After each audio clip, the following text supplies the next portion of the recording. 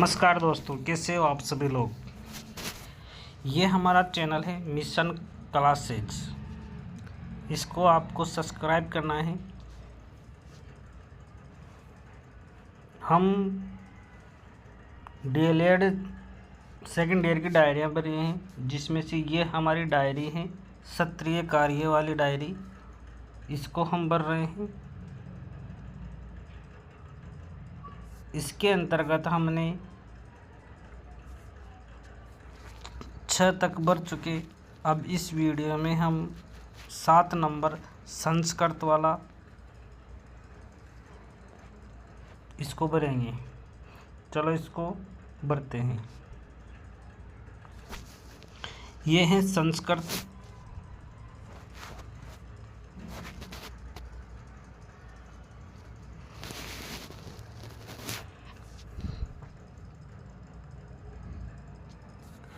संस्कृत काव्य, कला, नाटक, निबंध आदि विधाओं का परिचय। संस्कृत की परंपरा में काव्य शब्द का प्रयोग साहित्य के अर्थ में किया जाता है और इसी तरह कवि शब्द का प्रयोग साहित्य का या लेखक के अर्थ में किया जाता है। इसलिए काव्य शब्द कवि की समस्त कृतियों के लिए प्रयुक्त होता है। संस्कृत साहित्य में कवि और काव्य शब्द साथ साथ प्रयोग किए जाते हैं। जो लिखता है,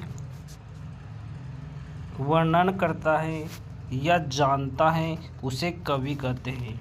इसके कार्य को काव्य कहा जाता है। शुक्ल यजुर्वेद में कवि शब्द का प्रयोग सर्वज्ञ ईश्वर के लिए किया गया है। इसके बाद में आता है भास विरचित नाटक। ईसा पूर्व 4वीं-5वीं सदी में महाकवि भास विरचित 13 नाटक परिमाण एवं गुणवत्ता की दृष्टि से उत्कृष्ट हैं। इन नाटकों को विषय अनुसार 5 भागों में विभक्त किया गया है। 5 भाग हैं।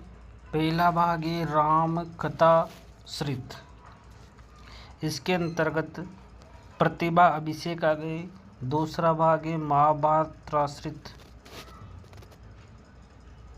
इसमें पंचरात्र, मध्यमत्यायोगे, दूत घटोत्कच, कर्णभार, दूत वाक्य, पूर्वभंग ये आते हैं।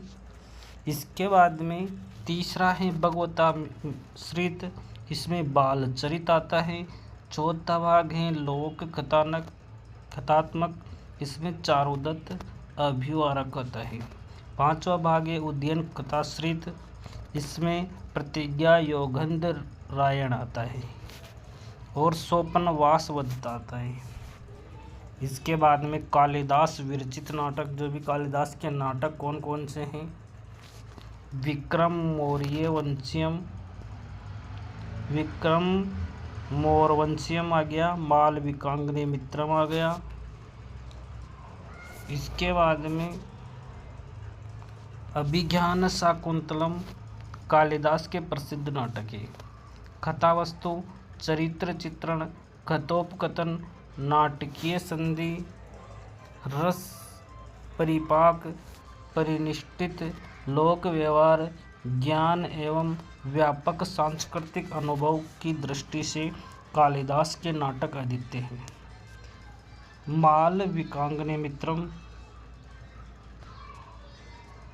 मालविकाग्निमित्र कवि की नाट्य कला का अंकुर है। विक्रमोर्वशीयम में यह पुष्पित हुई है तथा अभिज्ञान शाकुंतलम के रूप में यह समस्त संस्कृत नाट्य कला के मधुरतम फल के रूप में परिणत हुई है। अब इसके अंतर्गत पहला है मालविकाग्निमित्रम। 5 अंकों में निबंध नाटक कालिदास की नाट्य कला का बीज रूप है। इसमें अग्निमित्रम तथा मालविका की प्रणल कथा का वर्णन है। इसका अंगिरस श्रृंगार है। शास्त्रीय दृष्टि से यह नाटक की अपेक्षा नाटिका उपरूपक के अधिक सदृश प्रतीत होती है। इसके बाद में दूसरा है विक्रमोवंशियम। नाट्य विधान की दृष्टि से यह 5 अंगों का स्रोतक है। इसमें राजा पुरूरवा तथा अप्सरा उर्वरी की प्रणय कथा वर्णित है। ऋग्वेद आख्यान ऋ 10/95 एवं शतपथ ब्राह्मण 11:5-1 में वर्णित कथा को कालिदास के सुंदर भाव, भाषा तथा शैली के माध्यम से कमनीय आकार प्रदान किया है। अंगिरस के रूप में इसमें श्रृंगार की सभी दशाएं, संयोग, वियोग आदि का अत्यंत मर्म स्पर्शी चित्रण किया गया है। अभिज्ञान शाकुंतलम यह कालिदास की सर्वश्रेष्ठ नाट्य कृति है। कालिदासस्य सर्वस्वमभिज्ञान शाकुंतलम तथा कार्येषु नाटकम रम्ये तत्र रम्या शाकुंतला आदि प्रशस्तियों से सुसज्जित 7 अंकों में निबंध यह नाटक कालिदास की ही नहीं अपितु नाट्य साहित्य की सर्वोत्कृष्ट व विश्व प्रसिद्ध रचना माना जाता है। इसमें चंद्रवंशी राजा दुष्यंत तथा महर्षि कव्य की पालिता पुत्री शकुंतला को मुग्ध प्रणय, वियोग तथा पुनर्मिलन की अत्यंत ही रस स्पेशल तथा मार्मिक कथा विभिन्न नाटकीय मोड़ों के साथ वर्णित है। संस्कृत में सतत एवं व्यापक मूल्यांकन उपकरण व विधियाँ। सतत और व्यापक मूल्यांकन का विचार अवरोधन एवं अपव्यय से संबंधित शैक्षिक समस्याओं को दूर करने के लिए प्रथम नई शिक्षा नीति 1986 के द्वारा दिया गया था। समस्त एवं समग्र मूल्यांकन के प्रकार। एक रचनात्मक निर्माणात्मक मूल्यांकन। इस मूल्यांकन से विद्यार्थियों की रचनात्मक उपलब्धियों का आकलन किया जाता है, अतः इसे रचनात्मक मूल्यांकन कहते हैं। यह संपूर्ण मूल्यांकन का 40% भाग होता है। इस मूल्यांकन में प्रश्न पत्र का निर्माण एवं उत्तर पुस्तिकाओं की जांच दोनों विद्यालय स्तर पर होती हैं। एक शिक्षण सत्र में इसका 4 बार प्रयोग किया जाता है। योगात्मक मूल्यांकन SA यह सतत एवं समग्र मूल्यांकन का मुख्य प्रकार है, जो संपूर्ण मूल्यांकन का 60% भाग है। इस मूल्यांकन से विद्यार्थियों की संपूर्ण शैक्षिक उपलब्धि का आकलन किया जाता है। इसमें प्रश्न पत्र निर्माण विद्यालय अथवा बोर्ड स्तर पर तथा उत्तर पुस्तिकाओं की जांच बोर्ड स्तर पर होती है। एक शिक्षण सत्र में इसका 2 बार प्रयोग किया जाता है। इन दोनों प्रकारों को शामिल करते हुए संपूर्ण शिक्षक सत्र को 6 मूल्यांकन प्रकारों में वर्गीकृत किया गया है। FA 10% जुलाई में होता है। F2 10% सितंबर में होता है। फिर SA फर्स्ट 20% नवंबर में। FA3 10% दिसंबर में। FA4 10% फरवरी में। SA2 40% मार्च में। योग 100% संपूर्ण सत्र पर। कक्षा 1 से 5 तक SA फर्स्ट 30% और SA2 30% होगा। इसके बाद में सतत एवं समग्र मूल्यांकन के क्षेत्र 3 क्षेत्र हैं। शैक्षिक क्षेत्र, सह शैक्षिक क्षेत्र, सह शैक्षिक गतिविधियाँ। शैक्षिक क्षेत्र यह विद्यार्थियों को संपूर्ण शैक्षिक उपलब्धियों के आकलन के लिए निर्मित किया गया है। इसमें शैक्षिक विषयों का मूल्यांकन होता है। इस अंकभार 10 होता है। इसमें ग्रेडिंग पद्धति लागू की गई है। ग्रेड, यहाँ पर ग्रेड लगाना है।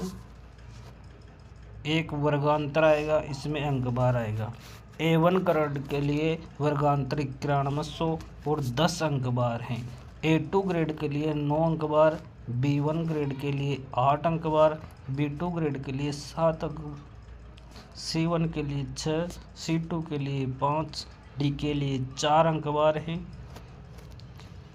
E1 के लिए अंकवार नहीं है, इसमें वर्गांतर हैं केवल 21 से लेकर 32 तक। E2 में 0 से लेकर 20 तक। सहशैक्षिक क्षेत्र, इस क्षेत्र में विद्यार्थियों के कौशलों का अध्ययन किया जाता है। A+ grade, A, B+ B और C ये ग्रेड है। इधर वर्गांतर आ जाएगा, यहाँ पर अंकबार आ जाएंगे। A+ के लिए 5, A के लिए 4, B+ के लिए 3, B के लिए 2 और C के लिए 1। इसके बाद में सहशैक्षिक गतिविधियाँ, इस मूल्यांकन में क्रियात्मक गतिविधियों का आकलन किया जाता है। A+ 21 से 30 3, A के लिए 11 से 20 में 2 और B के लिए 0 से 10 के लिए 1। इस तरह से ये हमारा संस्कृत की डायरी ये कंप्लीट होती है। इसके बाद में अगला नेक्स्ट वीडियो अगले पार्ट में मिलेगा। Thank you.